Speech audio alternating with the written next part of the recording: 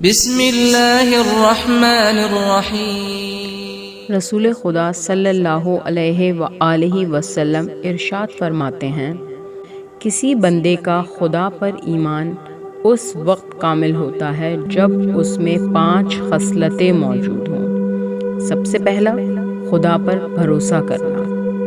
دوسرا، اپنے معاملات خدا کے سپرد کر دینا۔ تیسرا، خدا کے امر کے سامنے سر تسلیم خم کر دینا۔ خدا کی قضا پر راضی رہنا۔ خدا کی آزمائش پر صبر کرنا۔